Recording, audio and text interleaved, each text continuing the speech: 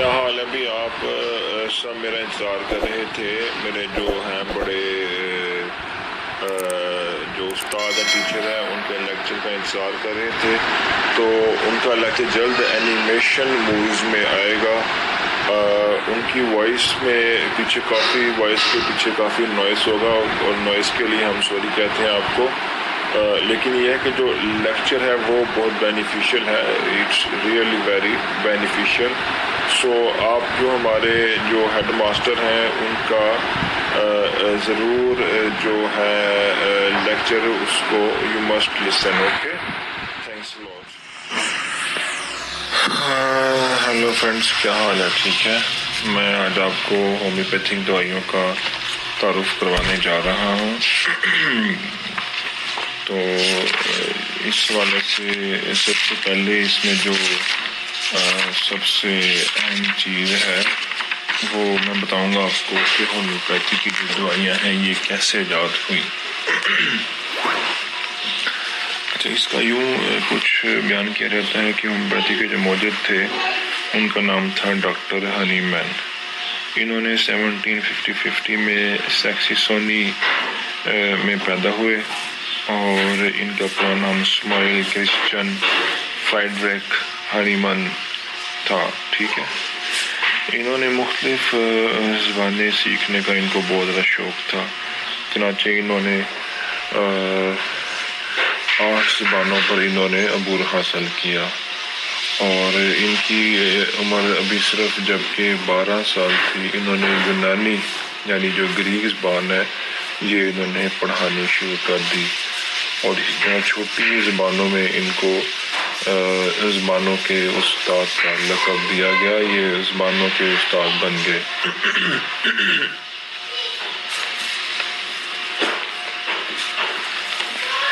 اچھا, اس کے بعد یہ زبانوں کے استاد بن گئے. ٹھیک ہے.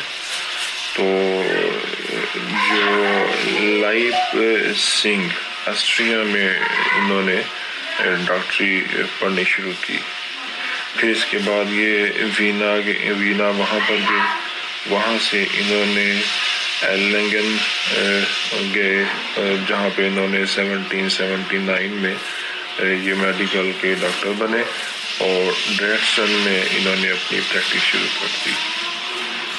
تو ایلنگن میں یہ انہوں نے 1779 میں ڈاکٹر بنے اور ڈریسن میں انہوں نے اس کی پریکٹس شروع کر دی.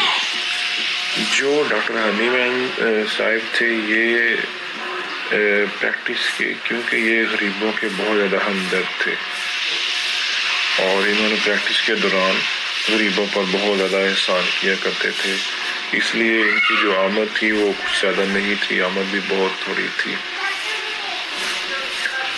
لہذا انہوں نے پریکٹس کے ساتھ ساتھ زبانوں کے ترجمے کا کام بھی شروع کر دیا. اسی طرح یہ ایلوپیتھی کے ڈاکٹر بن کے 11 سال کے بعد انہوں نے ہومیوپیتھی کا جو طریقہ علاج ہے یہ دریافت کیا.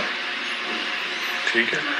ڈاکٹر بننے کے 11 سال بعد انہوں نے ہومیوپیتھی کا طریقہ علاج دریافت کیا. 6 سال سے زیادہ تر اپنے اوپر انہوں نے اور اپنے جو قریبی عزیز و اقارب ہیں ان پر انہوں نے 6 سال تک انہوں نے مختلف قسم کے ایکسپیریمنٹس کرتے رہے, تجربات کرتے رہے. اور 1796 میں انہوں نے پہلی دفعہ جو طبی رسالے تھے ان میں ان کے جو مضامین جو ہیں وہ ہومیوپیتھک کے متعلق جو تھے ان کے جو فلسفہ تھا ہومیوپیتھک دوائیوں کا وہ دنیا کو اس سے انہوں نے آگاہ کیا. 1810 میں انہوں نے پہلی بار ان کی جو مشہور عالم طبی کتاب آرگانن آف ریشنل میڈیسن انہوں نے شائع کی جسے ہنیمن کا آرگانن کہا جاتا ہے. اور 1811 تا 1821 کے عرصہ میں انہوں نے میٹریا میڈیکا تیار کی. اس وقت تمام جو روایتی معالجین تھے انہوں نے ان کی سخت مخالفت کی کہ یہ کون سا اپنا ایک طریقہ جو دوائیوں کا لے آئے ہیں، نیا آپ نے ایک طریقہ ایجاد کر دیا ہے، جبکہ پہلے طریقے سے کیا لوگوں کو شفا نہیں ہو رہی تھی، پر یہ ایک الگ سے بحث ہے۔ تو 1820 میں مخالفین کے دباؤ کے نتیجہ میں حکومت نے ان کا جو طریقہ علاج ہے اس کو غیر قانونی قرار دے کر ان کے خلاف جو ہے وہ قانونی چارہ جوئی کا فیصلہ کیا۔ لیکن اس سے پہلے کہ یہ اس فیصلے پر عمل در ہوتے، کیونکہ ابھی یہ انہوں نے صرف فیصلہ کیا تھا، تو فیصلے سے پہلے، اس سے پہلے کہ یہ ان پر فیصلہ کرتے، جو آسٹریا کے جو شہزادے تھے کارل شوارزنبرگ، وہ کافی بیمار تھے، ان کو بلا کر انہوں نے ان کا علاج کیا اور ڈاکٹر ہنی مین کو کامیابی ملی۔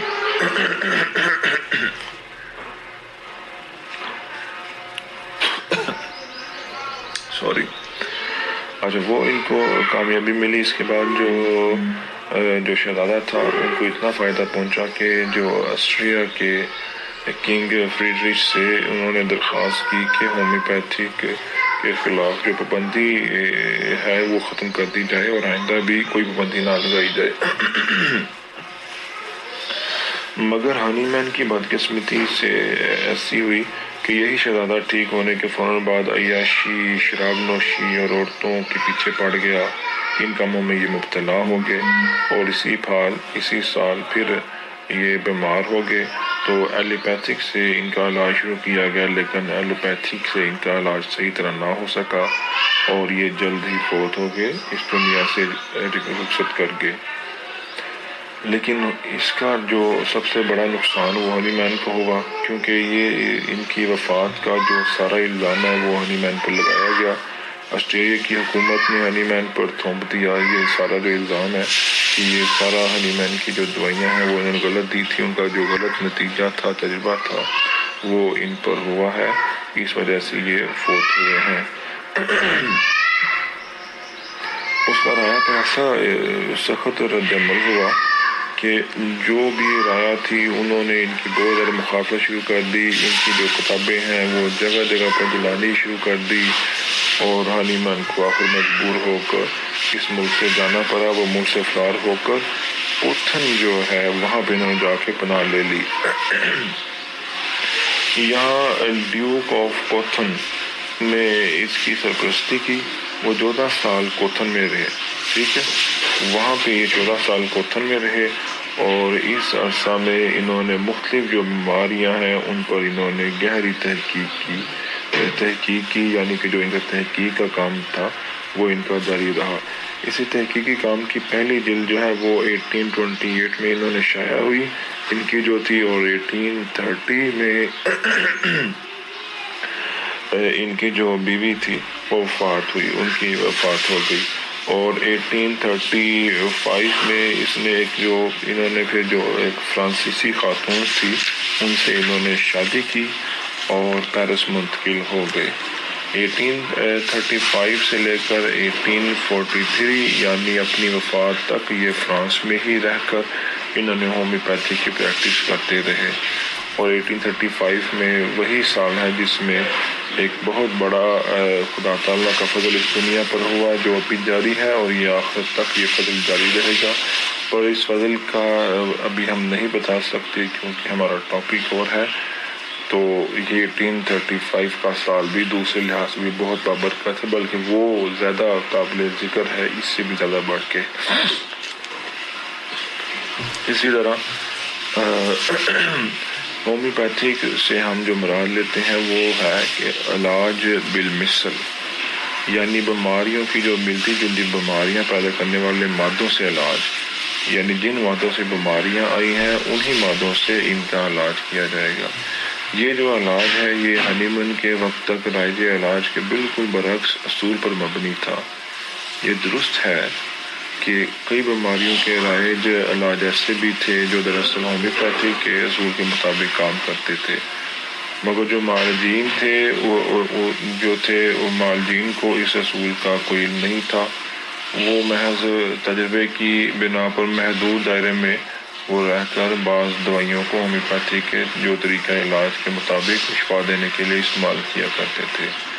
مثلاً بعض دوائیاں ہیں جن میں اوپیم ہے، پھر ایپیکاک ہے، یہ جو ہے وہ خفیف مقدار میں ان کو ہلکا سا جو ٹینکچر ہے اس کی صورت میں ان کو ملا کر جو الٹی ہے، متی ہے، کے ہے، رجحان، ان چیزوں کے جو رجحان ہیں ان کو روکنے کے لیے استعمال کیا کرتے تھے۔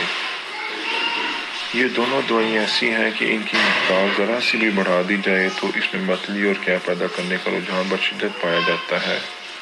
ٹھیک ہے، میں نے اسی قسم کی بہت سی جو دوائیاں ہیں اپنی ایلوپیتھی پریکٹس کے دوران معلوم کی اور اس بات پر بھی غور کیا کہ آخر کیوں یہی دوائیاں ایک بیماری بھی پیدا کرتی ہیں اور ہلکی مقدار میں اسی کا انسداد بھی کرتی ہیں۔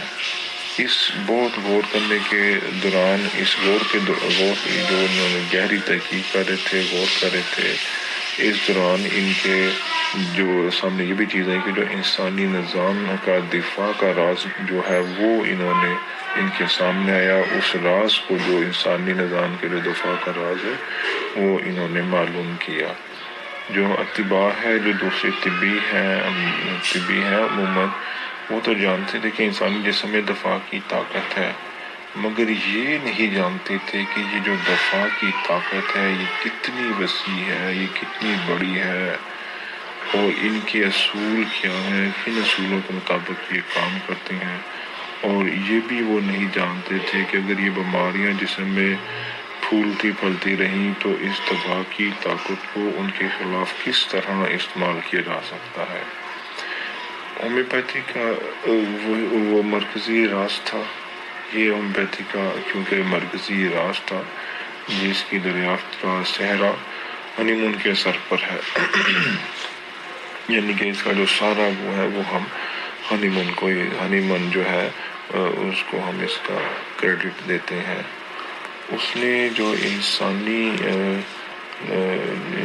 جو طبی نظام، جو دفاعی نظام ہے، اس کی اتنی گہرائی سے اس کو سمجھا تھا اور اس کی طاقتوں کا ایسی حیرت انگیز طریقے پر مشاہدہ کیا کہ آج بھی یقین نہیں آتا۔ آج کے جو ڈاکٹر ہیں وہ کہتے ہیں کہ آج ہمیں یقین نہیں آتا کہ واقعتاً انسانی جو جسم ہے اللہ تعالیٰ نے اس میں ایسی عظیم و شان اور لطیف طاقتیں عطا فرمائی ہیں کہ ہم ان کا گمان نہیں کر سکتے، وہ ہماری نظر سے ہی بہت دور ہیں۔ مگر جو مشاہدہ مجبور کرتا ہے کہ انسان یقین کرے۔ جب ہم ایک طرف تو ہم دیکھتے ہیں کہ اتنی زیادہ خدا تعالیٰ نے طاقتیں دی ہیں، لیکن جب ہم مشاہدہ کرتے ہیں تو مشاہدہ جو ہے وہ ہمیں مجبور کر دیتا ہے، ہماری مجبوری ہو جاتی ہے کہ ہم یہ جو چیز ہے وہ انسان کو یقین کرنی پڑے گی، ہمیں یہ ماننا پڑے گا کہ ایسا ہی ہوتا ہے۔ اس اصول کے حق میں بہت سے جو مزید فائد ہنی مون کے سامنے آئے کہ جسم جو ہے وہ ہر بیرونی حملے کے خلاف ایک جو اس کا اپنا جو طبی جو رد عمل ہے وہ دکھاتا ہے۔ ہر وہ چیز جس سے جسم کی اجنبیت محسوس کرے، خواہ وہ غذا ہو یا کوئی دوا ہو یا کسی قسم کا زہر ہو، جسم کا جو دفاعی رد عمل اس کے خلاف حرکت میں آ جاتا ہے۔ یہ بیرونی حملہ جتنا کمزور ہو اتنا ہی آسانی سے جسم اس کے خلاف کامیاب دفاع کرتا ہے۔ ڈاکٹر ہنی مان نے اس طبی نظام دفاع سے استفادہ کرتے ہوئے یہ نظریہ پیش کیا کہ اگر انسانی جسم میں کوئی ایسی بیماری موجود ہو جس کو جسم نے کسی وجہ سے نظر انداز کر دیا ہو اور اس کا مقابلہ نہ کر رہا ہو، تو اگر بہت ہی لطیف مقدار میں کوئی ایسا زہر جس کی علامتیں اس بیماری سے ملتی جلتی ہوں جس میں داخل کر دیا جائے، مگر اسے ہلکا کرتے کرتے بالکل بے اثر کر دیا گیا ہو، تو جسم اس نہایت کمزور بیرونی حملہ کے خلاف جو رد عمل دکھائے گا اسی رد عمل سے اس اندرونی بیماری کو بھی ٹھیک کر دے گا جو اس زہر کی علامتوں سے قریبی مشابہت رکھتی ہے۔ اچھا، تو بس یہ وہ طریقہ علاج ہے جس میں انہی زہریلی جو اشیاء ہیں ان جو ویسی بیماریاں دور کرنے کے لیے استعمال کیا جائے، جیسی وہ خود پیدا کر سکتی ہیں۔ اسے ہومیوپیتھک یا بالمثل طریقہ علاج کہا جاتا ہے، مگر لازم ہے کہ اس زہر کو جو ہومیوپیتھک دوا کے طور پر استعمال ہم کرتے ہیں تو اسے اتنا ہلکا کر لیا جائے کہ وہ اپنا جو اس کا زہر کا اثر پیدا کرنے کی جو طاقت ہے وہ کلیتاً محروم ہو چکی ہو۔ اس چیز کے باوجود کہ جسم کی لطیف دوائی صلاحیت کا شعور مفہوم حملہ کو پہچان کر اس کے خلاف عمل دکھائے گا، بسا اوقات یہ زہر ہلکا کرتے کرتے عملاً بالکل معدوم کر دیا جاتا ہے۔ ایک نکتہ یہاں پر اور بھی ہے، وہ یہ ہے کہ اس نقطے پر پہنچ کر کہ جو اصل زہر کا کوئی نشان بھی اس دوا میں بالکل باقی نہیں رہتا۔ جب ہم اس دوائی کو مکمل طور پر تیار کر لیتے ہیں تو اس چیز کا جو اصل اثر ہوتا ہے، اس کا زہر ہوتا ہے، آخر میں آ کر وہ چیز بالکل ختم ہو جاتی ہے، اور جسے ہم دوا بنانے کا آغاز کرتے ہیں، اس جو ہمیں لکوڈ ملتا ہے اسے ہم دوا بنانے کا آغاز کرتے ہیں۔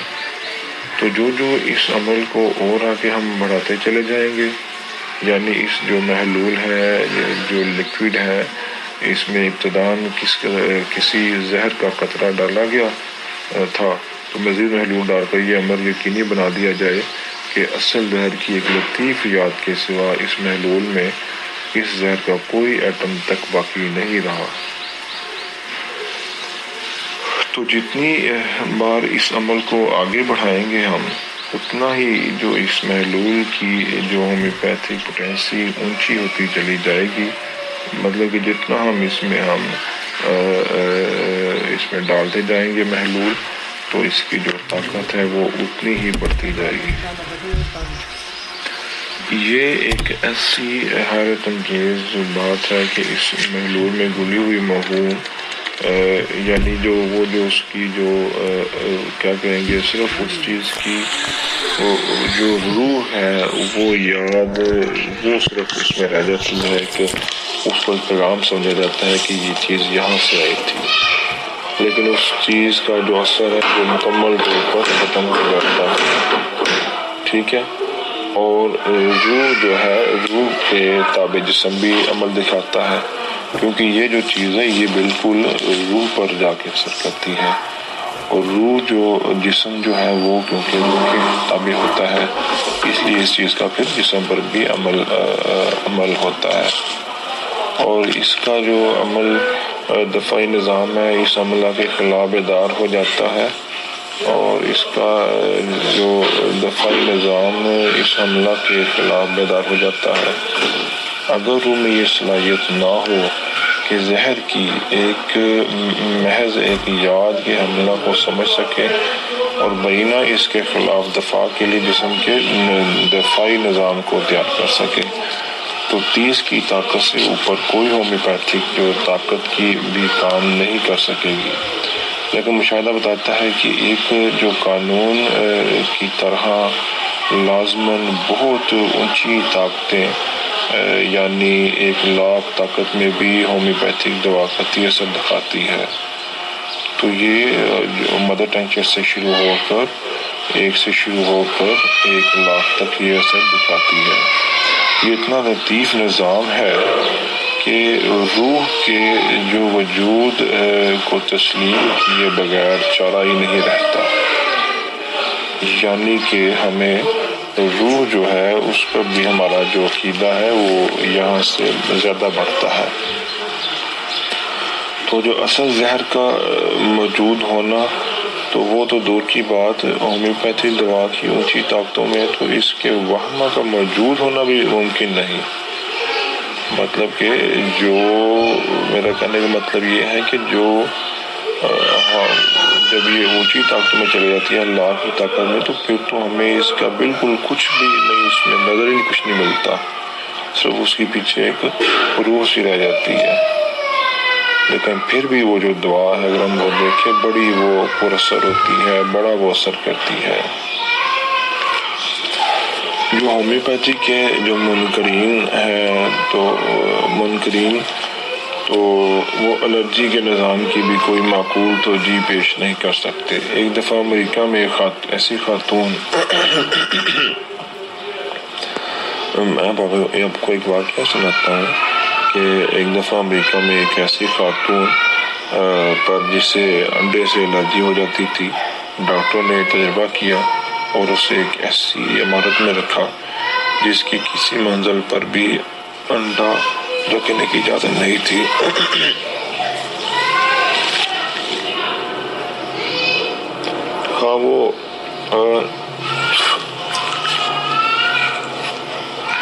انہوں نے یہ جو تجربہ کیا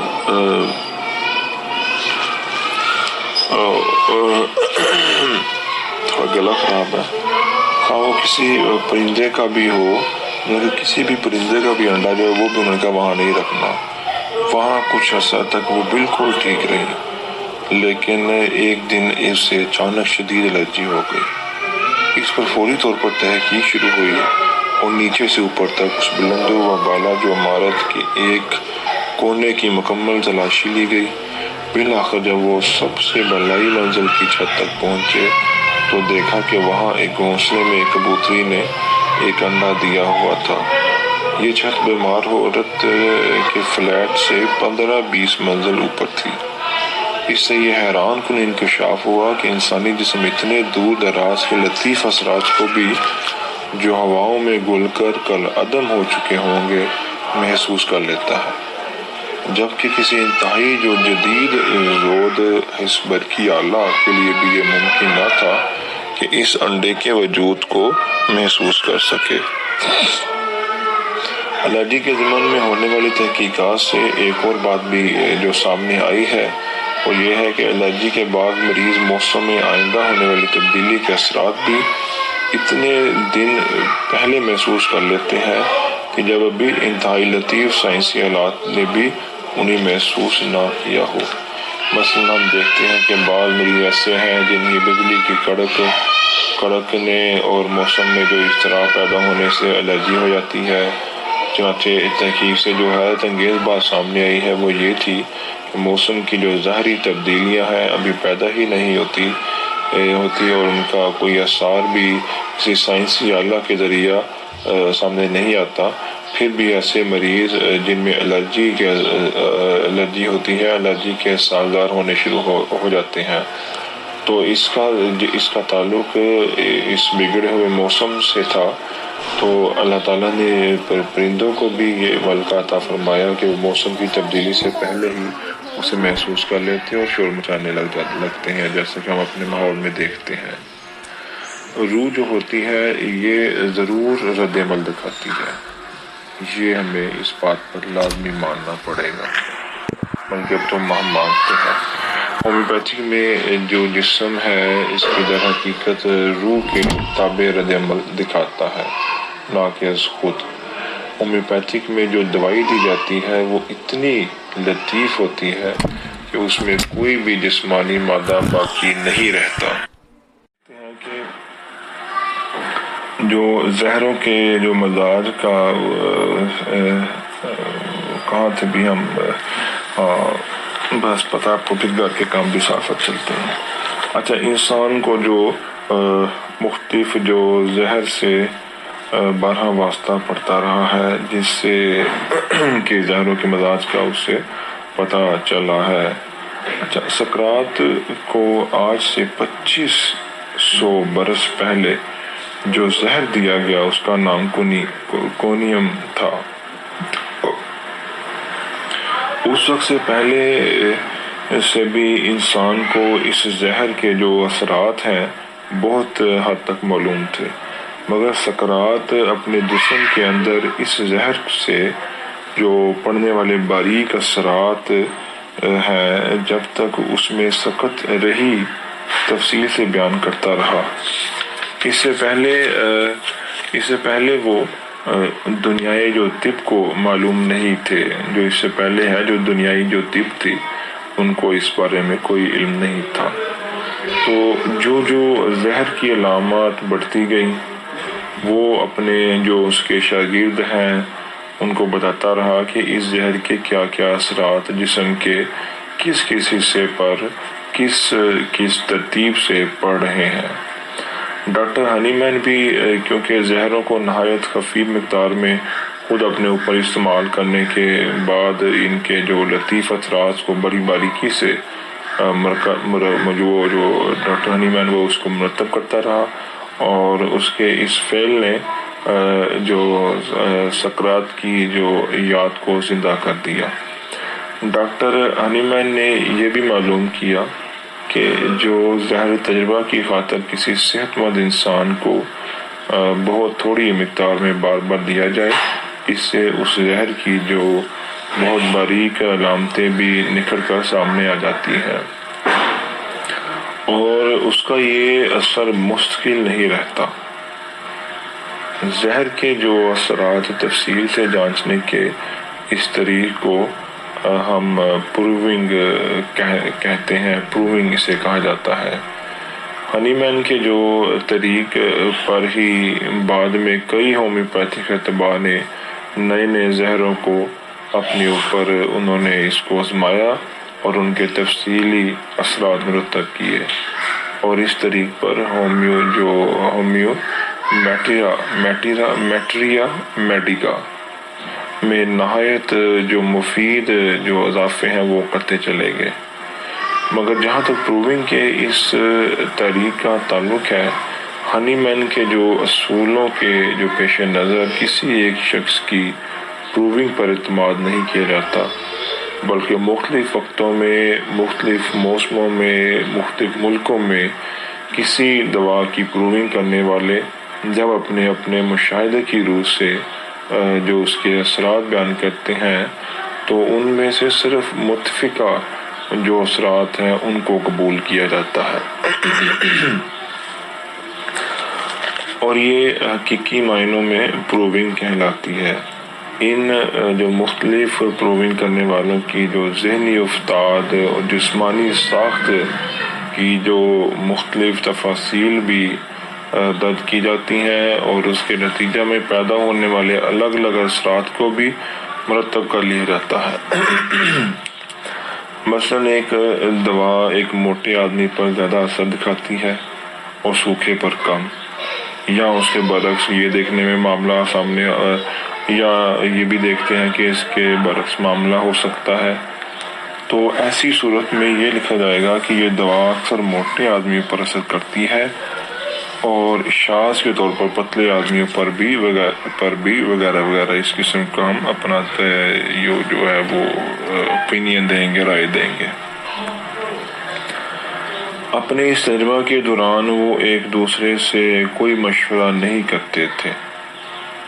ये भी उनमें एक चीज़ें पाई जाती थी कि वो मशवरा नहीं करते थे, ना ही उनको ये इल्म होता कि किस नबाताती या मादनी मादा का महलूल बनाकर उन पर तजर्बा किया जा रहा है।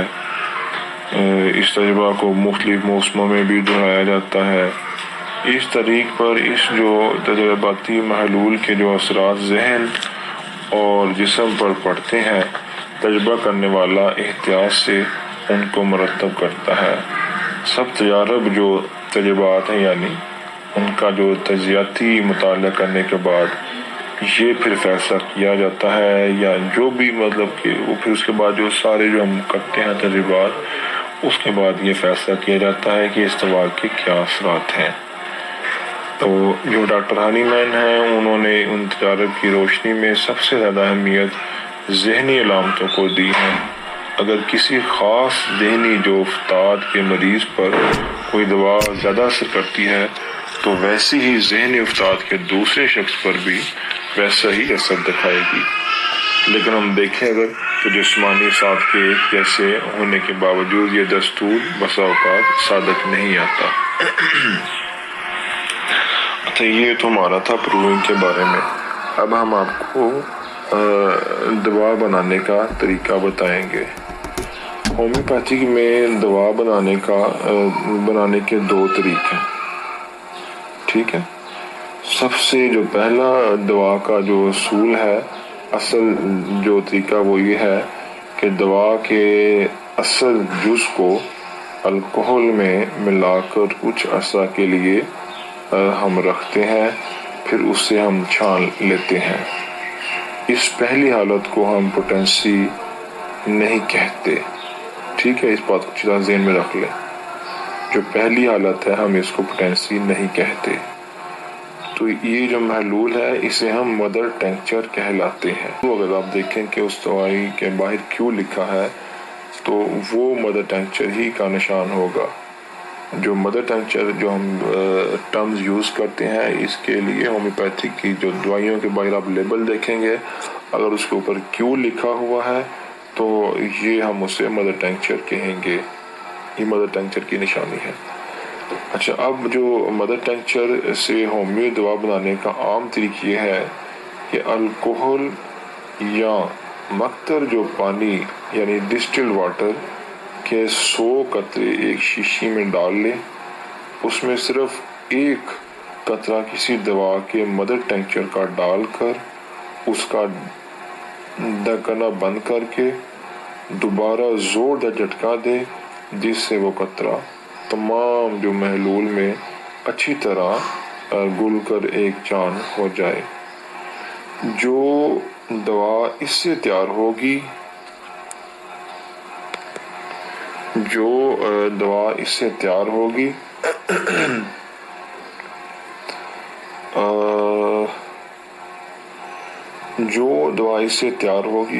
اس کو ایک پوٹینسی یا ایک طاقت کہیں گے ہم، ٹھیک ہے۔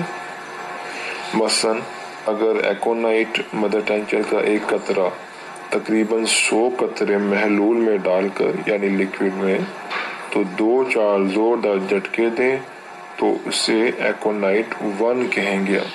ایکونائٹ یعنی ایک کی طاقت میں ہم اسے کہیں گے۔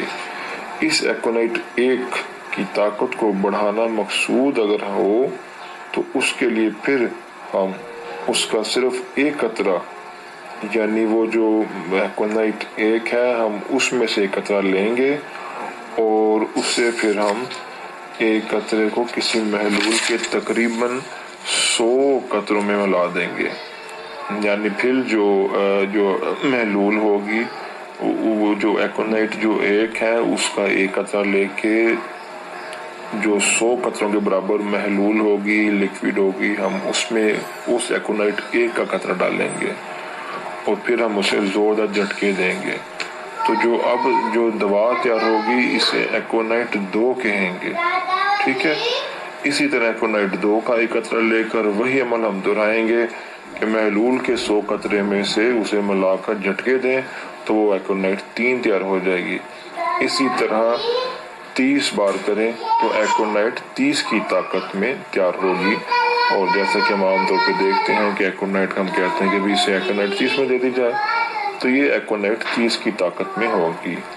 ہم جو روز جو مرہ میں جو ہومیوپیتھک دوائیاں استعمال کرتے ہیں وہ اسی طرح ساری جو دوائیاں ہیں وہ اسی طرح بنتی ہیں، ان کو اسی طریقے سے بنایا جاتا ہے، اور ان کی جو طاقت کے ساتھ لفظ سی لکھا جاتا ہے۔ سی کا صرف یہ مطلب ہے کہ دوا کی ہر پوٹینسی میں اس کی نچلی طاقت سے ایک قطرہ لے کر 100 قطرے محلول میں ملایا گیا ہے۔ اگر ہر بار محلول کے جو 100 قطرے کی بجائے صرف 10 قطرے لے کر ان میں مدر ٹینکچر کا ایک قطرہ ڈالیں اور اس عمل کو اسی طرح دہراتے رہیں تو ہر بار جو دوا تیار ہوگی اس کی طاقت اس کے سامنے ڈی لکھا جائے گا۔ ڈی جو ہوتا ہے یہ 10 کے عدد کو ظاہر کرتا ہے۔ بائیو کیمک دوائیں اسی طریق پر محلول کی بجائے ایک قسم کے ہلکے میٹھے سے تیار کی جاتی ہیں۔ مثلا مدر ٹینکچر ایک قطرہ لے کر 10 گنا ڈیکسٹروٹروز میں جو پھلوں سے تیار کردہ میٹھے کی بہت ہلکی قسم ہے خوب اچھی طرح پیس کر اسے یکجان کر دیں۔ بعض دوا ساز و مدر ٹینکچر کی بجائے اصل زہر کا جسے دوا تیار کرنا مقصود ہو ایک چھوٹا سا جو ذرا 10 گرام ڈیکسٹروٹروز میں ملا دیتے ہیں اور اسے اچھی طرح گھوٹ کر ملا دینے کے بعد جو دوا بنتی ہے اسے ہم X1 کہتے ہیں۔ جب اس جب اس میں سے 1 گرام لے کر اسے مزید 10 ڈیکسٹروز میں خوب پیس کر 1 چاند کر دیں تو یہ 2x دوا بن جائے گی، اور اس 2x میں سے 1 گرام لے کر 10 گرام ڈیکسٹروز میں اسی طریق پر اچھی طرح ملا کر یکجا کر دیں تو یہ 3x پوٹینسی بن جائے گی۔ غرض یہ کہ جب ہم یہ کہتے ہیں کہ دوا کی طاقت بڑھ رہی ہے تو ہرگز یہ مراد نہیں ہمارا ہوتا کہ اصل زہر کی جو طاقت ہے بڑھ رہی ہے، نہیں، بلکہ ہر دفعہ جب اصل جو زہر کی طاقت کم ہو کر سوا حصہ رہ جاتی ہے تو جو دوا بنتی ہے اس کی ایک طاقت بڑھ جاتی ہے۔ اسی طرح بائیوکیمک دوا کا حال ہے۔ تو ہر دفعہ اصل جو زہر ہے اس کا 10واں حصہ کم ہو تو بائیوکیمک دوا کی ایک دوائی اونچی طاقت ہو جائے گی۔ ہومیوپیتھک دوائیوں کے ساتھ عام طور پر سی لکھنے کا رواج نہیں رہا، بلکہ اب جو ہے پہلے یہ سی دوا لکھا جاتا تھا، اب رواج صرف یہ رہ گیا ہے 1 2 3 یا 30 200 1000 10,000 لاکھ اس طرح سے لکھا جاتا ہے۔ یہ اس قسم کے یہ ان کی جو طاقت کو انڈیکیٹ کیا جاتا ہے، بتایا جاتا ہے کہ کون سی طاقت ہے۔ یہی جو فگرز ہیں جو ریاضی کے جو حصے ہیں میتھمیٹکس کے وہ لکھے جاتے ہیں۔ چونکہ جو دنیا میں یہ معروف ہو چکا ہے اس لیے پھر اسی کو آگے بھی لوگوں نے اسی کو انہوں نے چلایا ہے، اور سی لکھنے کے بجائے 1 2 3 لکھ دیتے ہیں کہ یہ والی طاقت ہے، اور ہر بندہ اس کو بڑی آسانی سے سمجھ سکتا ہے۔ لیکن بعض ملکوں میں بعض کمپنیاں اپنی بنی ہوئی دوائیوں کے ساتھ سی یا ڈی وغیرہ ضرور لکھتی ہیں، ابھی بھی یہ چیز ہے، لیکن بائیوکیمک دوائیوں کے ساتھ ایکس لکھنے کا رواج ہر جگہ اسی طرح قائم ہے، اس میں تبدیلی کوئی نہیں آئی۔ بائیوکیمک کی جو دوائیاں ہیں ان کے ساتھ ہمیشہ X1 2x 3x 6x 12x وغیرہ لکھا ہوا آپ دیکھیں گے۔ اگر 1000 طاقت ہو تو انگریزی میں وہ 1m کہلائے گی، 10m لکھا جائے تو 10,000 طاقت ہوگی، اگر 1,00,000 طاقت بنائی گئی ہو تو اسے cm کہتے ہیں۔ چلے جی، یہ والا بھی ہمارا جو دوائیوں کا دوا بنانے کا طریقہ تھا اور کون سی طاقت ہے اسے کیا کہتے ہیں، یہ بھی ہمارا مکمل ہوا۔ اب جو اگلا حصہ ہے اس میں ہے کہ ہومیوپیتھک ادویات کا استعمال۔ اچھا، اس بارے میں آپ کو بتاتا چلوں کہ جو روزمرہ کے علاج میں یہ بات یاد رکھیں کہ وہ مریض جو گہری اور درینہ بیماریوں میں مبتلا ہے، مثلاً دمہ ہے، مرگی ہے وغیرہ وغیرہ، انہیں سرسری نسخہ دینا درست نہیں، ٹھیک ہے، بلکہ وقت نکال کر ایسے مریضوں کا تفصیلی انٹرویو لینا چاہیے، انہیں مکمل طور پر تمام علامات کا پوچھا جائے، ان کے مزاج کے متعلق پوچھا جائے، انہیں غصہ کیسا آتا ہے، ہر چیز سے ان کا مکمل جو ہے ان کا جائزہ لیا جائے، اور بیماری کے متعلق تمام جو باتیں ہیں وہ پوچھ کر ان کا مزاجی دوا تلاش جو ہے وہ کرنی چاہیے۔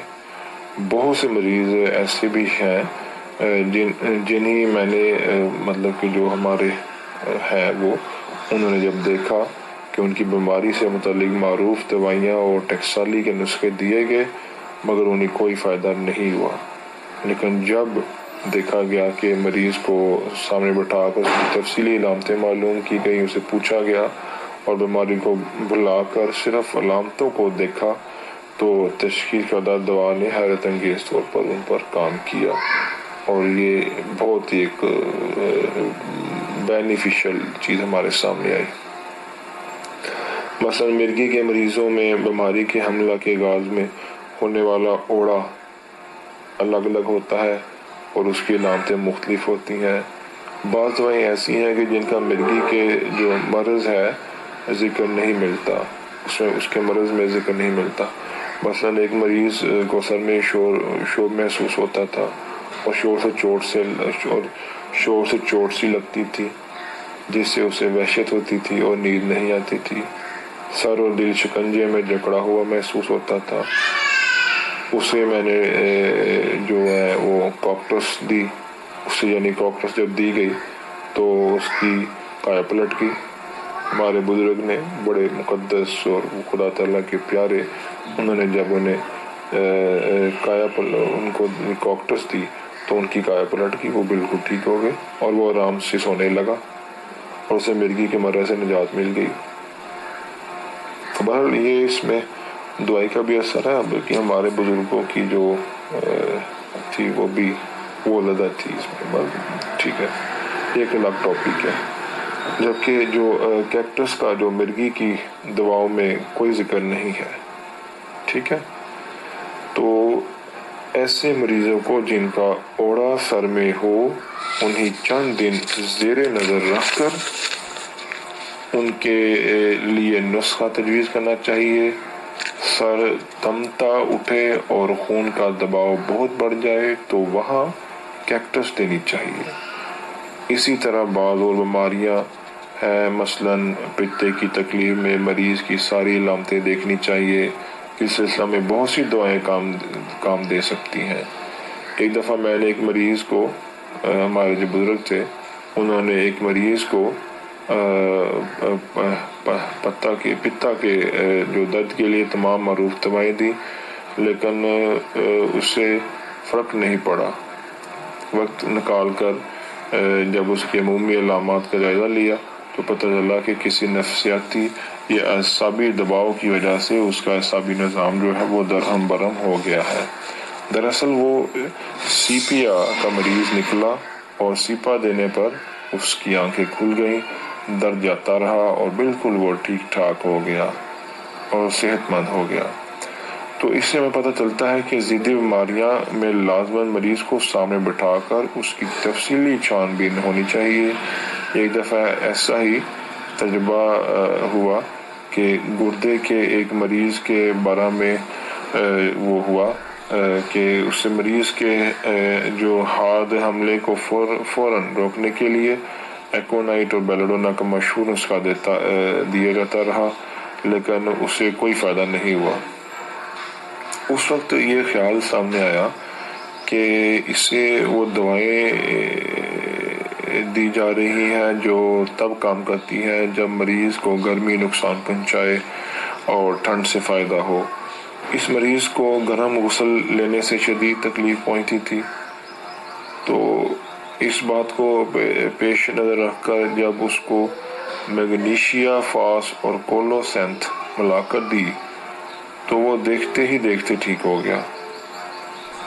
تو یہ چیزیں ہیں جو ہم نے سمجھنی ہیں۔ تو آگے چلتے ہیں۔ ہومیوپیتھک میں کوئی بھی ٹکسالی کا نسخہ ہمیشہ نہیں چل سکتا۔ سب سے اہم بات یہ ہے کہ کچھ دیر کے لیے بیماری کو بھول کر مریض کو دیکھ کر اس کی ذاتی علامتوں کو پیش نظر رکھ کر سامنے رکھ کر گرمی اور سردی کی دوائیں ذہن میں الگ الگ رکھنی چاہیے۔ اس کا بہت فائدہ ہوتا ہے۔ مثلاً اگر مریض کی طبیعت گرم ہے تو اسے ٹھنڈی دوائیں دینے سے فائدہ کی بجائے نقصان ہوتا ہے۔ مریض کے مزاج کے رخ اچھی طرح ذہن میں رکھنے چاہیے کہ کون سا ایسا مریض ہے جس کو گرمی نقصان پہنچاتی ہے یا سردی سے تکلیف پڑتی ہے یا اس سے تکلیف پتہ پہنچتی ہے یا حرکت نقصان پہنچاتی ہے اور آرام سے تکلیف بڑھتی ہے۔ اگر یہ چیزیں ذہن نشین ہو تو مریض سے بات کرتے ہوئے مرض سے ہٹ کر مریض کی طرف توجہ دی جا سکتی ہے، زیادہ توجہ دی جا سکتی ہے۔ اگر روزمرہ کی مصروفیت کی وجہ سے وقت نہ ملے تو مرض کے حوالے سے دوائیں دی جاتی ہیں، مثلاً کہ ہمیشہ وقت کی کمی کی وجہ سے ایسے ہی نسخوں کی تلاش میں رہیں جس سے جلد فائدہ ہو جائے۔ لمبے تجربے کے پیش نظر احتیاط سے بنائے ہوئے یہ نسخے کام اکثر صورتوں میں آ جاتے ہیں، لیکن جو مریض باقی رہ جائے ان کے بارے میں مذکورہ بالا طریقے اختیار کرنا لازم ہے۔ تو عام طور پر ہومیوپیتھ اس فلسفے کو قبول کرتے ہیں کہ جو ہومیوپیتھی کی ایک دوائی کو دوسری میں نہ ملایا جائے۔ تو بعض دفعہ ہمارے بزرگان بھی شروع میں ایسا ہی کرتے رہے، مگر پھر یہ طریق بدلنا پڑا۔ اس کی وجہ یہ مشکل تھی کہ ایک دوا کی پہچان کے لیے جتنا وقت چاہیے وہ وقت اکثر میسر نہیں آتا تھا۔ تو اسی طرح جو مختلف پھر جو آپ کو پتہ ہے جو تھی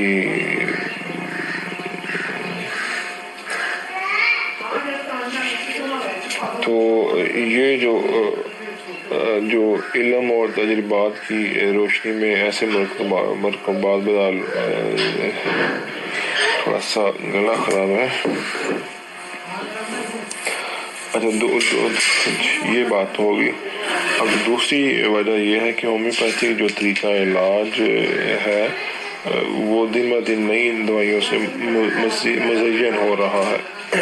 روزانہ نئی دوائیاں آ رہی ہیں، کئی قسم کے تجربات کیے جا رہے ہیں اور ایسی دوائیاں دریافت ہو رہی ہیں جو سابقہ دواؤں سے بہت زیادہ اثر دکھاتی ہیں، یا سابقہ دواؤں میں ان مریضوں کا جو علاج ہی نہیں۔ اس لیے جب مرکبات بنائی جاتے ہیں تو دراصل ایک ہی دوا وجود میں آتی ہے، کیونکہ اکثر جو دوائیاں ہیں جو پہلے استعمال ہو رہی ہیں وہ قدرتی جو مرکبات ہی تو ہے۔ مثلا نکسومیکا کو ایک دوا کہنا اس لیے درست نہیں کہ نکسومیکا کا تو بہت سی دوائیوں کا قدرتی طور پر بننے والا ایک مرکب ہے۔ پس میں ہمیشہ اپنے جو بنائے ہوئے مرکبات جو ہمارے ہیں اس پہلو سے غور کرتے ہیں کہ آخری نتیجہ کے طور پر ان کو کون سی علامتیں قابل اعتبار ہیں، اور ہرگز ضروری نہیں کہ ہر دوا جو اس مرکب میں شامل ہو اس کی تمام علامات مرکب میں بھی موجود رہیں، کیونکہ دوائیں ایک دوسرے کے اثر کو اندر ہی اندر زائل بھی کرتی رہتی ہیں۔ آپ کو پتہ ہے اس چیز سے اچھی طرح سے، اور آخری صورت میں بعض دفعہ بالکل مختلف تاثیر بھی ظاہر ہوتی ہے۔ اب میں تھوڑا سا آپ کو بتاؤں گا وائرس کے متعلق۔ وائرس اپنے جو ارتقاء میں سب سے تیز ہے۔ کوئی اور چیز اتنی تیزی سے شکلیں بدلتی نظر نہیں آتی جتنی وائرس ہے۔ اگر ہومیوپیتھک طریق پر صحیح دوا دے کر اسے ختم نہ کیا جا سکے تو اینٹی بائیوٹک دوا دینے سے جو وائرس کی قسم مرے گی اس کے بدلے پہلے سے زیادہ خطرناک ایک نئی قسم پیدا ہو جائے گی، اور یہ سلسلہ بڑھتے کینسر میں بھی تبدیل ہو سکتا ہے۔ اچھا اب ہم آپ کو ایک جو عام اصول ہے اس کے متعلق بتاتے ہیں۔ یہ جو عام اصول جو آپ نے یاد رکھنا ہے یہ ہے کہ جہاں عوارض مزمن ہو چکے ہوں یا اس نوعیت کے ہوں کہ بہت آہستہ بڑھ کر انہوں نے نظام جسم پر قبضہ کیا ہو، ان کے جو علاج کے لیے ایسی دواؤں کی ضرورت پڑتی ہے جن کے مزاج میں آہستگی پائی جاتی ہے اور وہ لمبے عرصے تک استعمال کرتے رہنے میں آہستہ اپنا اثر دکھاتی ہے۔ درینہ بیماریوں میں جو دوائی تجویز کریں وہ 6 ماہ سال تک دیتے رہیں۔ پہلے کچھ عرصہ 30 طاقت میں دیں، پھر جب وہ اثر بند کر دیں تو 200 میں شروع کر دیں، ہفتہ 10 دن میں ایک دفعہ، اور اس کے بعد پھر مہینے میں 1-2 بار 1000 میں دیتے رہیں۔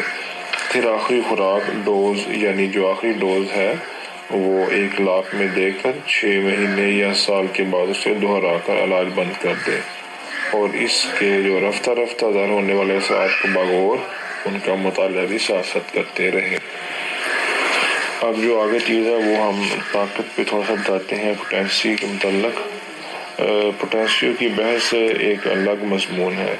ان میں بہت سائنٹیفک طور پر ریسرچ ہوئی ہے کہ کس قسم کے مریضوں اور بیماریوں میں کون سی پوٹینسیاں استعمال ہونی چاہیے۔ معدے کی تکلیف میں نسبتاً چھوٹی پوٹینسیاں زیادہ اثر کرتی ہیں۔ اعصابی تکلیف ہو تو 200 یا زیادہ اونچی طاقتوں کی ضرورت پیش آ سکتی ہے۔ گہری نفسیاتی بیماریوں میں بڑی پوٹینسی میں فائدہ ہوتا ہے۔ کینسر کی بعض قسموں میں زیادہ اونچی طاقت دینی پڑتی ہے، لیکن بعض مریضوں کی حالت اتنی بگڑ چکی ہوتی ہے کہ ان کو اونچی طاقت دینا ان کے لیے زہر ثابت ہوتا ہے۔ پہلے رفتہ رفتہ ان کی جسمانی حالت کو اعتدال پر لانے کی کوشش کرنی چاہیے، اور پھر مناسب غذا اور وٹامنز کے استعمال سے بھی استفادہ کرنا چاہیے۔ جب مریض میں رد عمل برداشت کرنے کی طاقت پیدا ہو جائے تو پھر اسے 30 طاقت سے علاج شروع کر کے طاقتوں کو تدریجاً بڑھایا جا سکتا ہے۔ ایک دوسرے کی دشمن دواؤں کو بھی اکٹھا نہیں دینا چاہیے۔ بعض دوائیوں کا آپس میں تضاد ہوتا ہے، ان کو اکٹھا نہ دیا جائے۔ یہ تو تیز گرم چائے میں آئس کریم ملانے والی بات ہے۔ ٹھیک ہے نا؟ اگرچہ جو کینٹ سائنس تھے انہوں نے بعض دواؤں کے استعمال میں لاکھ طاقت سے بہت ڈرایا ہوا ہے۔ ان میں خصوصیت سلیشیا شامل ہے، حالانکہ سلیشیا کو ایڈز اور بعض قسم کے کینسرز میں لاکھ سے نیچے 1000 تک کی طاقتوں میں مفید ہی نہیں پایا۔ جب لاکھ سے نیچے دی گئی جو ایڈز اور بعض دوسرے کیسز میں، تو اس نے اثر دکھایا ہی نہیں، یعنی لاکھ میں یہ زیادہ اثر کرتی ہے۔ مختلف قسم کے تضادات پائے جاتے ہیں، ہر ایک کی اپنی اپنی رائے میں بہرحال فرق تو آ جاتا ہے وقت کے ساتھ ساتھ۔ تو جو ہومیوپیتھک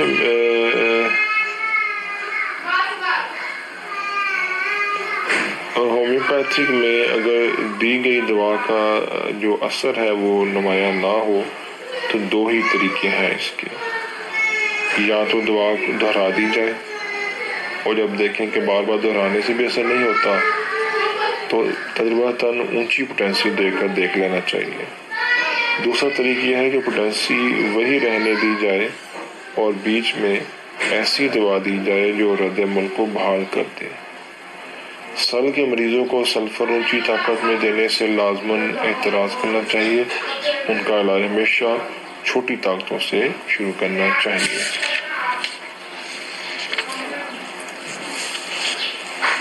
اب آگے ہے ہومیوپیتھک دوا کی خوراک۔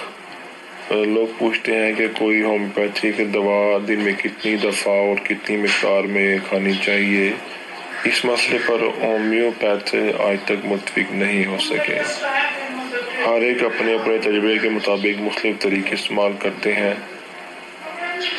تو بعض کتابوں میں لکھا ہے کہ ہر جگہ اپنے تجربے کے مطابق ہی کارآمد طاقتیں تجویز کی ہیں، اور مختلف جو ہومیوپیتھ کے تجارب کے اگر پیش نظر ان کی کتابوں کو مذکور طاقتوں کا کیوں ذکر کر دیا ہے، مختلف ہر کے اپنی اپنی رائے پائی جاتی ہے۔ اور یہ جو اس مطلب کہنے کا یہ ہے کہ اس جو بات کو ہے یہ معالج پر چھوڑ دی گئی ہے، علاج کرنے والے پر چھوڑ دی ہے کہ وہ جو طریق چاہے اختیار کرے۔ جن طاقتوں کے اثر کے مؤثر ہونے پر ہم خود دیکھتے ہیں، خود شاہد ہیں، تو ان کو استعمال آنے والے شاذ کے طور پر ہی ان سے استفادہ کرنے سے محروم رہیں گے۔ سائز ہے کہ وہ ان دواؤں کو اس طاقت میں استعمال کریں جو ان مریضوں کے مناسب حل نہ ہو۔ ہومیوپیتھی کے ادویات کی مقدار اتنی اہم نہیں ہوتی، مریض چند گولیاں کھائے یا زیادہ کھائے کوئی خاص فرق نہیں پڑتا۔ البتہ کوئی دوائی جتنی دفعہ کھائی جائے اس سے ضرور فرق پڑتا ہے۔ ہومیوپیتھی دوا ایک دفعہ کھانے کو ایک سٹرائک کہا جاتا ہے۔ جب آپ دوائی ایک دفعہ کھاتے ہیں تو اس سے ایک سٹرائک کہا جاتا ہے۔ دوا کے منہ میں ڈالتے ہی آپ کو جو جسم میں اس کا رد عمل شروع ہو جاتا ہے، یہ اس میں بڑی خاصیت ہے، اور دن رات میں جتنی بار یہ دوائی لی جائے گی ہر دفعہ تحریک کا اعادہ کرے گی۔ بعض ہومیوپیتھک معالجین اصرار کرتے ہیں کہ دوا ہاتھ کی بجائے کاغذ میں ڈال کر کھانی چاہیے ورنہ اس کا اثر ضائع ہو جائے گا، حالانکہ عام طور پر ہاتھ منہ سے زیادہ صاف ہوتے ہیں اور منہ میں کئی قسم کی علائشوں کی تہی چڑھی ہوتی ہے۔ اگر منہ دوا کے اثر کو قبول کر سکتا ہے تو پھر ہاتھ میں ڈال کر کھانے سے کیا فرق پڑ سکتا ہے؟ اگر کاغذ پر ڈالی جائے تو کاغذ پر بھی تو آلودگی ہوتی ہے۔ عام خونی نمک کی ہومیوپیتھی پوٹینسی کو نیٹریم اور کہا جاتا ہے۔ منہ پہلے ہی اس میں اتنی مقدار میں نمک موجود ہوتا ہے کہ اس کی ہومیوپیتھی خوراک کھائی جاتی ہے۔ تو ایسے ہی جیسے نمک کی کان میں نمکین پانی کا معمولی سا قطرہ ڈال دیا جائے لیکن اس کے باوجود اثر ہوتا ہے۔ اس کی وجہ یہ ہے کہ اس کا اثر مادی ذرات سے تعلق نہیں ہوتا۔ دوا بناتے ہوئے جب محلول میں لیکوڈ میں سے جو اصل مادہ بالکل غائب ہو جاتا ہے تو اس کے اندر محض اس کی ایک یاد سی رہ جاتی ہے، اس کی ایک ریمیمبرنس اس میں رہ جاتی ہے جو منہ یا خون میں شامل ہو کر اپنا اثر ضرور دکھاتی ہے اور روح اس پیغام کو سمجھ لیتی ہے۔ دراصل جو خدا تعالیٰ نے یاد کا ایک ایسا نظام بنا رکھا ہے کہ وہ کبھی نہیں مٹتا، ایک روحانی نظام ہے، اس کا مادے سے بھی ایک تعلق ہے۔ بہرحال ہم جو مختلف تجربات ہیں وہ ہم نے آپ کو بتائے ہیں لوگوں کے۔ اب یہ بتائیں گے کہ دوا کب کھائی جائے۔ دوا کھانے میں یہ احتیاط لازم ہے کہ کھانے سے مان پہلے یعنی آدھا گھنٹے تک اور آدھے گھنٹے بعد تک نہ کھائی جائے تو بہتر ہے۔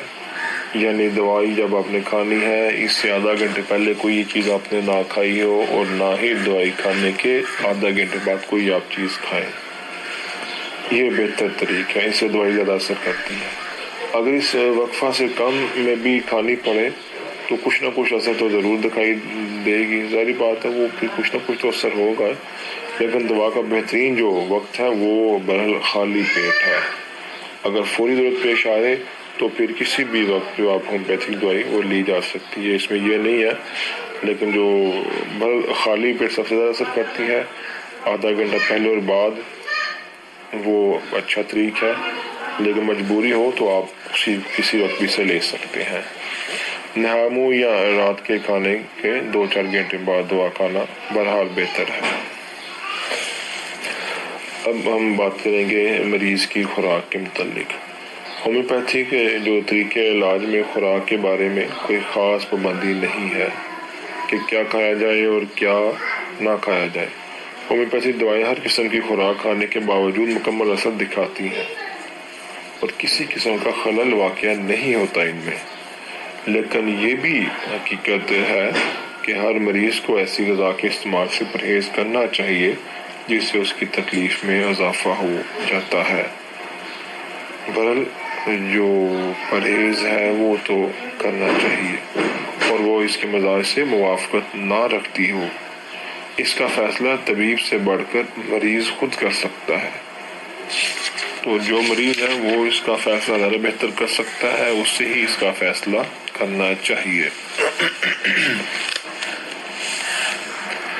اب ہم بات کریں گے کہ ہومیوپیتھک دواؤں کو محفوظ رکھنے کا طریقہ کیا ہے۔ ہومیوپیتھک جو دوائیں ہیں لمبے عرصے تک خراب نہیں ہوتی، 100 سال سے زائد مدت تک بھی پڑی رہیں پھر بھی اثر دکھاتی ہیں، لیکن عموماً انہیں معتدل درجہ حرارت پر خشک جگہوں پر رکھنا چاہیے۔ خشک جگہ پر رکھیں، ایسے تو یہ 100 سال تک خراب نہیں ہوتی، لیکن اچھی بات ہے کہ ایک درمیانے میں جو ہے وہ درجہ حرارت میں انہیں رکھا جائے۔ شیشیوں کے جو ڈھکنے ہیں اچھی طرح سے بند ہو، درجہ حرارت بڑھنے سے عموماً دوا خراب نہیں ہوتی، لیکن اگر دوا ٹینچر کی صورت میں ہو اور شیشی کے ڈھکنے کو احتیاط سے بند نہ کیا گیا ہو تو درجہ حرارت بڑھنے سے دوا سوکھ جاتی ہے۔ اگر شیشی بالکل خشک ہو جائے تو تازہ دوا بنانی چاہیے، لیکن ایک قطرہ بھی موجود ہو تو اس میں دوبارہ محلول ڈال کر اسے آپ پھر بھر سکتے ہیں۔ اس طرح دوا کی پوٹینسی 1 درجہ زیادہ ہو جائے گی، یعنی 30 کی بجائے وہ 31، یا اگر 200 ہے تو 200 کی بجائے 201 ہو جائے گی، لیکن عموماً اس کے اثر میں کوئی اتنا خاص فرق نہیں پڑتا۔ ہومیوپیتھک دوائیوں کے بارے میں یہ احتیاط بھی لازم ہے کہ انہیں براہ راست دھوپ میں نہ رکھا جائے، کیونکہ سورج کی شعاؤں سے ان دواؤں کا اثر زائل ہو سکتا ہے۔ اگر دوا کی خالی شیشیاں دوبارہ استعمال میں لانی ہو تو انہیں پانی میں ابال کر یعنی پانی کو ابال کر اچھی طرح سے خشک کر کے دھوپ میں رکھ دیں تاکہ پہلی دوا کے تمام اثرات جو ہے اس میں سے مٹ جائیں۔ پانی کو ابالیں، شیشی کو اچھی طرح سے پھر دھو کر ابلے پانی سے ان کو دھوپ میں رکھ دیں، خشک اچھی طرح سے کر لیں۔ دھوپ سے پھر جو ہے پہلی دوا کے اس میں سے اثرات وہ جو ہے وہ مٹ جائیں گے۔ سب دواؤں کو الگ الگ شیشیوں میں رکھنا چاہیے، اگرچہ جو بعض دواؤں کے نسخے بنا کر رکھنے سے اثر کلیتاً زائل تو نہیں ہوتا، لیکن وہ دوائیں جو ایک دوسرے کے اثر کو زائل کر دیں اور آپس میں ہم مزاج نہ ہو، انہیں الگ الگ رکھنا ضروری ہے۔ ضرورت کے مطابق تازہ مکسچر بنایا جائے تو بہتر ہے یہ بنسبت اس کے مکسچر بنا کر رکھا جائے۔ دوا کو حتی الامکان تیز خوشبو کے اثرات سے بچا کر رکھنا چاہیے، خصوصاً کافور کی خوشبو تو اکثر ہومیوپیتھک ادویات کے اثر کو زائل کر دیتی ہے۔ اگر کمرے میں خوشبو یا تیز دوا کا سپرے کیا گیا ہو تو جب تک اس کا اثر زائل نہ ہو جائے ہومیوپیتھک دواؤں کی شیشیاں نہ کھولی جائیں، کیونکہ ان سے پھر ان کا جو اثر ہے دواؤں کا ان پر اثر ہوگا اور وہ اثر ان کا ختم ہو سکتا ہے۔ اب ہم آپ کو تھوڑا سا الیکٹرولائٹ کے بارے میں بتاتے ہیں۔ خون کا وہ سیال مادہ جس میں سرخ اور سفید انسان ضرور بیمار پڑ جاتا ہے۔ قانون قدرت کے مطابق 12 جو کیمیائی مادوں کا باہم متوازن ہونا ضروری ہے، یہ خدا تعالیٰ نے ایک قانون قدرت بنایا ہوا ہے، یعنی جس مقدار میں اور پھر جب تناسب میں اللہ تعالیٰ نے انہیں خون میں معلق فرمایا ہے تو وہ تناسب بگڑتے ہی ضرور کسی بیماری میں پر منتج ہوگا۔ بعض دفعہ خطرناک بیماریاں ان انکیات کا توازن بگڑنے سے نہیں پیدا ہوتی، بلکہ بیرونی جو وجوہات مثلاً مہلک جراثیم وغیرہ کے حملہ سے پیدا ہوتی ہیں، وہ بیماریاں ان انکیات کا توازن بگاڑنے کا موجب بن جاتی ہیں، جو ایک دفعہ بگڑ جائے تو بیماریوں کو مزید بڑھا دیتا ہے اور بسا اوقات یہ بھی دیکھا گیا ہے کہ مریض کے لیے جان لیوا ثابت ہوتا ہے۔ بائیو کیمی کے طریقے علاج میں اس پر بہت تحقیق ہوئی ہے کہ ان کیمیائی مادوں سے بنائی ہوئی بائیو کیمک دوائیاں کس کس بیماری اور کس کس قسم کے مضر علامات کو درست کرنے میں مفید ثابت ہوتی ہیں۔ مثلاً جہاں اکثر اعصابی بیماریوں میں کالی فوس مفید بتائی جاتی ہے، وہاں اکثر تشخیصی بیماریوں میں میگ فوس مفید بتائی جاتی ہے۔ بائیو کا مطلب یہ ہے کہ زندگی اور کیمی کا مطلب ہے کیمیکل کا مخفف ہے، یعنی کہ وہ کیمیکل جو زندگی برقرار رکھنے کے لیے ضروری ہے۔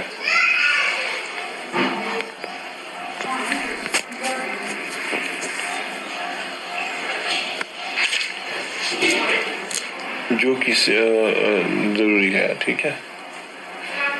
ان میں ایک دوا سلیشیا ہے جو کسی کیمیائی مرکب سے نہیں بلکہ سلیکن سے بنتی ہے، جو زمین کا ایک عالمگیر جز ہے اور ہر مٹی میں پایا جاتا ہے۔ انسانی جسم پر سلیشیا کا زیادہ تر جو اثر ہے اس طرح ہوتا ہے کہ ہر دوائی ہر جو بیرونی حملے کے خلاف جسم کو متحرک کر دیتی ہے۔ اسی دوا سے اونچی طاقت کی ہومیوپیتھک دوائی بھی بنائی جاتی ہے۔ صرف سلیشیا پر ہی بس نہیں، تمام جو بائیو کیمک ادویات ایکس طاقت کے علاوہ سی طاقت میں یعنی روزمرہ کے استعمال ہونے والی جو ہماری ہومیوپیتھک طاقت میں بھی بنائی جاتی ہیں اور کامیابی سے استعمال ہوتی ہیں۔ بعض جو ہمارے معالج ہیں وہ سمجھتے ہیں، جو ڈاکٹر ہیں وہ سمجھتے ہیں کہ بائیو کیمک دواؤں کی حدود کے اندر رہتے ہوئے وہ ہر بیماری کا علاج کر سکتے ہیں، اس لیے یہ ہومیوپیتھک طریقہ علاج کی ایک الگ شاخ بن گئی ہے۔ جبکہ ہومیوپیتھک جو معالج ہیں، سینکڑوں معالج جو ہومیوپیتھک دواؤں کے علاج بایوکیمک دوائیں بھی استعمال کراتے ہیں، وہ بعض دفعہ دونوں دوائیں جو ہیں وہ استعمال کروا دیتے ہیں۔ کسی جو بیماری کے پیدا ہونے کے لیے ہرگز ضروری نہیں ہے کہ پہلے خون میں موجود جو 12 نمکیات کا توازن بگڑے تو اس کے نتیجے میں کوئی بیماری لگے۔ ہزاروں بیماریاں ایسی ہیں جو نمکیات کے توازن سے بے نیاز الگ جو محرکات ہیں وجوہات سے پیدا ہوتی ہیں۔ مثال کے طور پر ٹائیفائیڈ اور پولیو بیرونی جراثیم کے حملے سے ایسے شخص کو بھی لاحق ہو جاتے ہیں جس کا نمکیات کا نظام متوازن ہوتا ہے۔ اگر دوسری دواؤں سے ٹائیفائیڈ اور پولیو کا صحیح علاج کیا جائے اور اعصاب میں زندگی کی کچھ رمق باقی ہو تو زندگی ان کے خلاف دفاع شروع کر دیتی ہے اور رفتہ رفتہ بیماری کے ساتھ مٹنے لگتے ہیں۔ یہاں پہ ہم آپ کو ایک تنبیہ کرتے جاتے ہیں کہ ایک امر سے یہاں تمام معالجین کو متنبہ کیا جاتا ہے کہ جو بایو کیمیکل ادویات کا مسلسل استعمال خون کا وقتاً فوقتاً تجزیہ کرائے بغیر انتہائی خطرناک نتائج کا حامل بھی ہو سکتا ہے، اور ان کا اندھادھند استعمال نمکیات کا توازن درست کرنے کی بجائے انہیں حد سے زیادہ بگاڑ بھی سکتا ہے۔ ایسی مثالیں موجود ہیں کہ بایو کیمیکل ٹانک استعمال کرنے سے بعض بچوں کو بلڈ کینسر ہو گیا اور وہ سنبھالے نہیں سنبھلے۔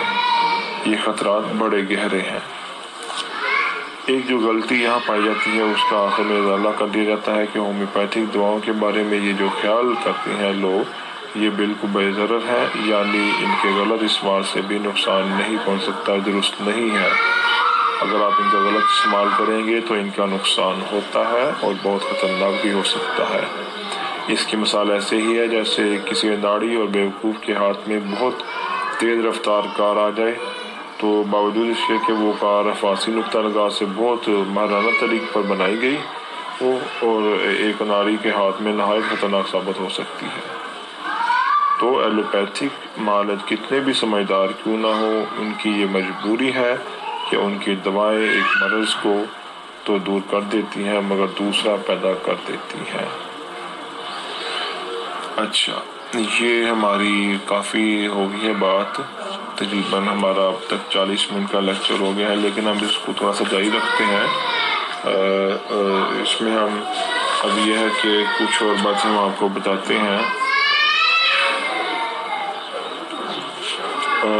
آگے جو ہم آپ کو اب بتائیں گے وہ یہ بتائیں گے کہ بعض جو اور دوائیاں ہیں ان کے متعلق ہم بعض دوائیوں کا جو ہے وہ ہم آپ کو اب تعارف کروائیں گے، ٹھیک ہے؟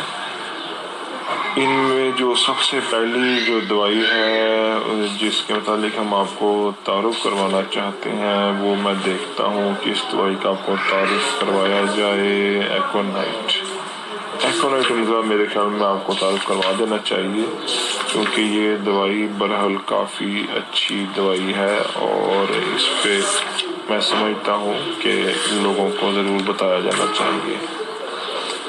ہومیوپیتھک جو ہے اس میں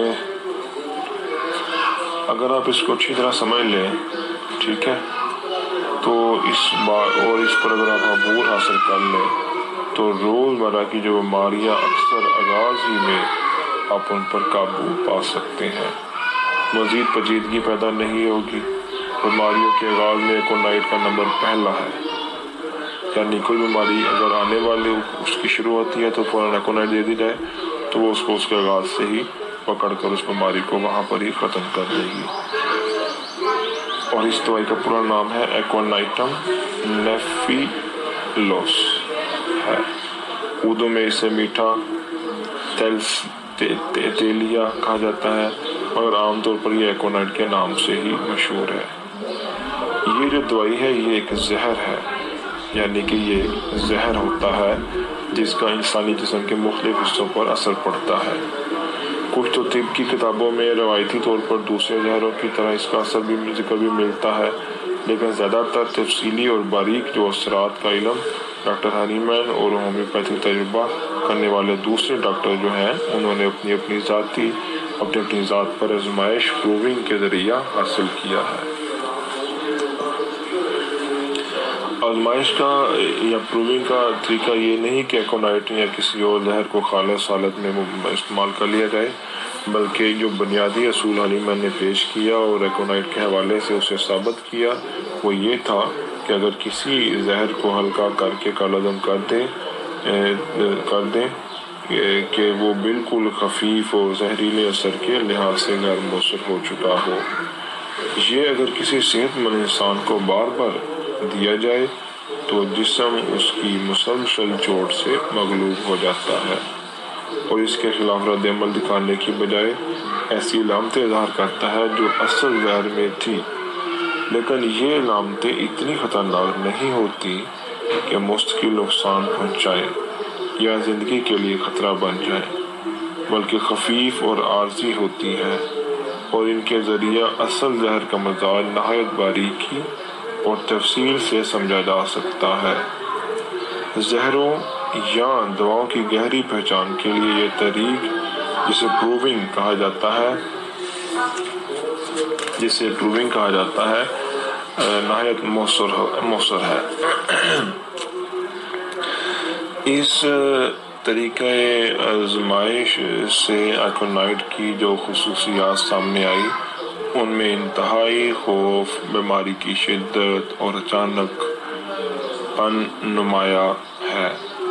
بیماری اچانک حملہ کرتی ہے اور مریض خیال کرتا ہے کہ وہ اس بیماری سے بچ نہ سکے گا۔ ایکونائٹ عموماً خشک اور ٹھنڈے موسم کی دوا کہلاتی ہے کیونکہ اس کی بیماریاں زیادہ تر خشک سرد موسم میں لگتی ہیں، مگر ضروری نہیں کہ ایکونائٹ صرف سرد خشک موسم کی بیماریوں میں ہی استعمال ہو۔ ہر قسم کی بیماریاں ہر موسم میں اگر اچانک اور تیزی سے شروع ہو اور شدید خوف دامن گیر ہو تو بلا تردد ایکونائٹ کا استعمال کرنا چاہیے۔ ایکونائٹ کو اگر اسٹاک سے ملا کر دیا جائے تو یہ نسخہ بیماریوں کے آغاز میں اور بھی زیادہ مؤثر اور وسیع الاثر ثابت ہوتا ہے۔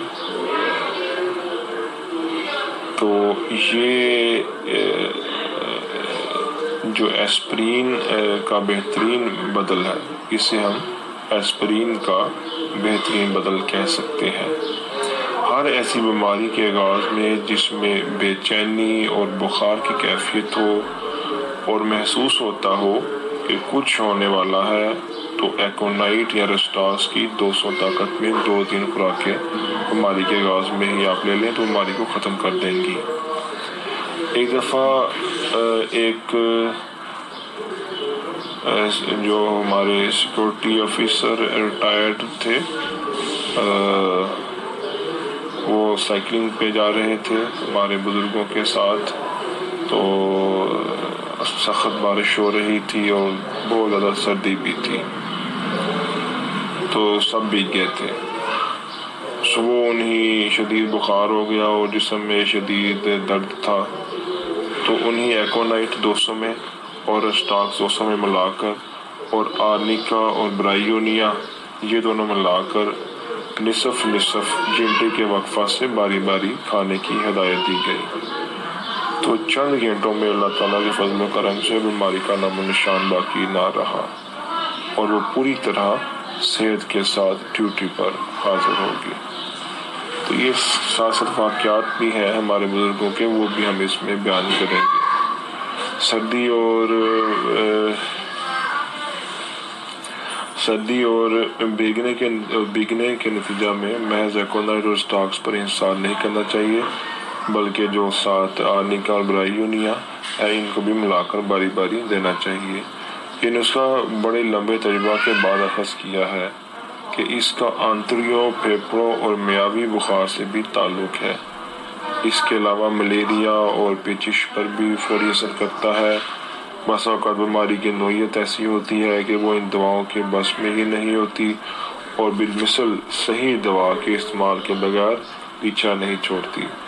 بعض دفعہ انفلوئنزا کہ آغاز میں یہ نسخہ ناکام ہو جاتا ہے، سوائے اس کے کہ بالکل شروع میں دیا جائے۔ اگر ذرا دیر ہو جائے تو پھر انفلوئنزا کی دوسری بالمثل دوائیں دینی پڑیں گی۔ عرصے کے لحاظ سے بیماریاں دو قسم کی ہوتی ہیں، ایک حاد ایکیوٹ یعنی آنن فانن شدت سے حملہ آور ہونے والی جو ٹھیک بھی جلد ہو جاتی ہے، دوسری مزمن کرونک بیماریاں جو آہستہ آہستہ جسم میں نفوذ کرتی ہیں۔ لمبی بیماریوں کی بھی کئی قسمیں ہیں، کچھ تھوڑا عرصہ رہنے والی ہیں جیسے ٹائیفائڈ وغیرہ، اور کچھ لمبا عرصہ جسے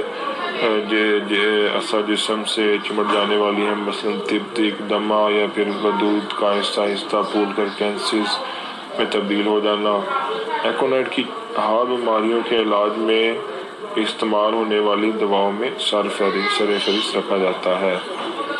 گردوں کے درد شروع ہونے پر ایکونائٹ کو بیلاڈونا 1000 کے ساتھ ملا کر 15 منٹ کے وقفہ سے 2 خوراکیں دی جائیں تو متعدد مریضوں کو فوری فائدہ ہوتا ہے۔ ہاں، اگر گردے کے تشنجی درد کو گرمی سے آرام آتا ہو تو یہ نسخہ کوئی فائدہ نہیں دے گا۔ یہ صرف ان مریضوں میں کام کرے گی جن کو گرم ٹکور نقصان پہنچاتی ہے۔ جہاں گردے کی تکلیف میں گرمی سے افاقہ ہوتا ہو، وہاں بعض دفعہ کولوسینتھسیم کی ایک ہی خوراک فوری فائدہ پہنچائے گی، یا پھر میک فاسٹ 6X کو گرم پانی میں گھول کر گھونٹ گھونٹ پلایا جائے تو تشنج دور ہو جائے گا۔ اور جہاں سردی سے آرام محسوس ہو، وہاں ایکونائٹ اور بیلاڈونا ناکام کرے گی۔ اگر اچانک پیچش کے ساتھ خوف کا عنصر نمایاں ہو تو ایکونائٹ اس پیچش میں بھی فوری فائدہ دیتی ہے۔ خشک گرمی کی پیچش میں تو یہ لاجواب ہے۔ دل کی بیماریوں میں بھی ایکونائٹ بہت کام آتی ہے۔ اسی طرح ہمارے بزرگوں کے جو والد صاحب تھے، بڑے ہی نیک، بہت ہی نیک، خود بھی ایک بہت اچھے ہومیوپیتھ تھے۔ وہ اکثر دل کی تکلیف میں ایکونائٹ اور گریٹکس ملا کر دیا کرتے تھے۔ ایکونائٹ کو مدر ٹنکچر کی صورت میں ہی گریٹکس مدر ٹنکچر سے ملا کر ٹانک بنایا جاتا ہے۔ تو 8-10 قطرے جو گریٹکس کے کیو اور صرف 1-2 قطرے ایکونائٹ کیو کے پانی میں ملا کر دیں تو اللہ تعالیٰ کے فضل و کرم سے بہت یہ مؤثر ثابت ہوتے ہیں۔ ایکونائٹ کی جو زیادہ مقدار خطرناک ثابت ہو سکتی ہے، اس لیے احتیاط کرنی چاہیے۔ اس میں ایسا مریض جس کے دل کے دھڑکنے کی رفتار معمول سے زیادہ ہو، اس کے لیے ایکونائٹ بہت مفید ہے۔ بعض دفعہ معدے میں ہوا پیدا ہونے سے یا اعصابی کمزوری کی وجہ سے دل بہت تیزی سے دھڑکنے لگتا ہے، نیند بھی نہیں آتی۔ اگر کسی چیز کا خوف ہو، کوئی بری خبر سنی ہو، یا امتحان دینے کے لیے جانا ہو، یا کوئی ابتلا درپیش ہو تو جہاں سے دل کی دھڑکن تیز ہو جاتی ہے۔ ایکونائٹ 30 یا 200 میں دینے سے دھڑکن معمول میں آ جاتی ہے اور طبیعت پر سکون ہو جاتی ہے۔ ایکونائٹ بعض ذہنی امراض میں بھی مفید ہے۔ صدمے یا مایوسی سے دماغ پر اچانک اثر ہو جائے اور ہر چیز سے بے جا خوف آنے لگے تو بیماری کی ابتدا میں ہی ایکونائٹ استعمال کرنے سے نمایاں ہمیں فرق نظر آتا ہے۔ لیکن اگر بیماری لمبی ہو جائے تو پھر دوسری دوائیں استعمال کروانا چاہیے جن میں سلفر نمایاں ہے۔ سلفر کو ایکونائٹ کی مزمن دوا کہا جاتا ہے۔ سلفر کی جو علامات مشکل لمبی بیماریوں میں ملتی ہیں وہ عارضی طور پر ایکونائٹ میں پائی جاتی ہیں۔ روزمرہ کی زندگی میں ایسی بیماری جو جراثیم کے حملہ کی وجہ سے ہو، مثلاً باسی غذا کھا لی جائے جس میں تعفن پیدا ہو چکا ہو اور اس سے اسہال شروع ہو جائے، یا اچانک پیچش لگ جائے، اسی طرح برسات کے موسم میں خونی پیچش جس سے مرض ڈر جائے، ان سب بیماریوں میں ایکونائٹ مفید ثابت ہو سکتا ہے۔ بعض بیماریوں میں مریض خوف سے چیخیں مارتا ہے اور چکر بھی آنے لگتے ہیں۔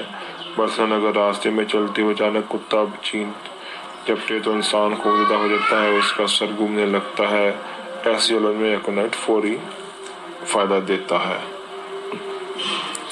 اگر آنکھوں میں اچانک سوزش ہو جائے تو بھی ایکونائٹ اور بیلاڈونا بیک وقت ذہن میں آتے ہیں۔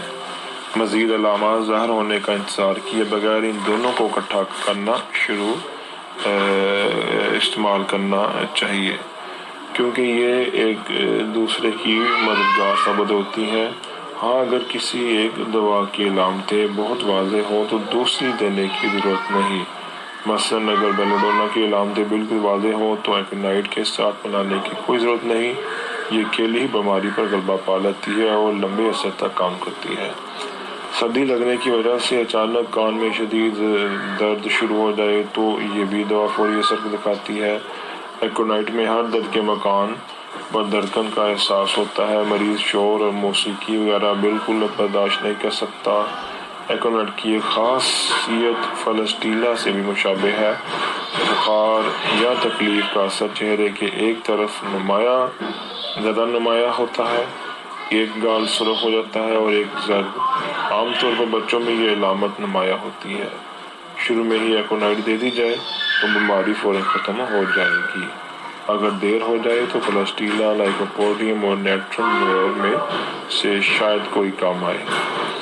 دانتوں میں سردی کی وجہ سے درد یا گلے میں تکلیف ہو تو بھی ایکونائٹ ضرورت ہوگی۔ اگر جسم کے کسی حصہ میں خون کا دباؤ زیادہ ہو جائے تو اندرونی و بیرونی جریان خون شروع ہو جاتا ہے۔ مثلاً آنتڑیوں سے خون بہنے لگ جائے گا۔ کوئی بھی وجہ ہو، اگر ایسا اچانک ہوا ہو اور خوف بھی ساتھ ہو تو بلا خوف ایکونائٹ استعمال کریں۔